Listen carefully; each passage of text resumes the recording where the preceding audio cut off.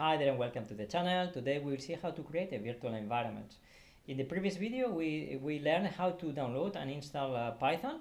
We decided to install different versions of Python because we said that we might be willing to create virtual environments, and to create those virtual environments we might decide to create them based on a specific Python versions. Okay, so today we are going to create those virtual environments, and we are going to specify the Python version that we want to use inside those virtual environments. But first of all, we need to define what a virtual environment is and why we might be interested in creating one. A virtual environment is like an isolated environment where we can install all the libraries and applications we need in order to run a specific project or to develop a specific project. Okay, everything will be basically isolated from the rest of the operating system, and only the libraries that we have installed on that specific environment will be available inside that environment. If I say now Python, here I say version, the Python version, I know that I have 3.11.5 active. Now I might decide to create a specific area, a virtual environment inside my file system. In this case I decided to create a directory in YouTube. Now I'm going to create the virtual environment, but I'm going to use a different Python version. We have the 3.11.5 version active in my operating system, but in this case I decide that I want to create a virtual environment for with a 3.10 version. Okay, so I put Python 3.10, and the syntax is the following. Then I say virtual environment vamp, and then I have to give a name to the virtual environment that by convention is .vamp or just vamp. If you want to have this kind of hidden directories, you put the point vamp. So once you have done this, you enter it, and then you create your virtual environment. I don't know, it's taking long. What do they want? Oh, I don't know. It normally doesn't take so long. I don't know why. Anyway, so I have created the virtual environment, and what we have to do now after creating is we need, before starting to use it, we need to activate it.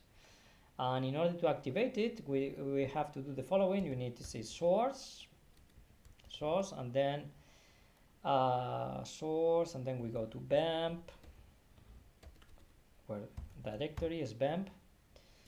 Then we need to go to the bin directory and finally say activate. And now we are inside the virtual environment, and the virtual environment is already activated. I can see it here already. Okay, but another way of seeing is I have created this virtual environment with 3.10. So if I say now Python, because it's activated, I say Python, I say version, I should have the 3.10 version. Okay, so I have 3.10.11 version inside that virtual environment, not the 3.11 that is outside of that environment. Okay, so now inside this virtual environment I can start working on my project. Let's say that I want to create I don't know,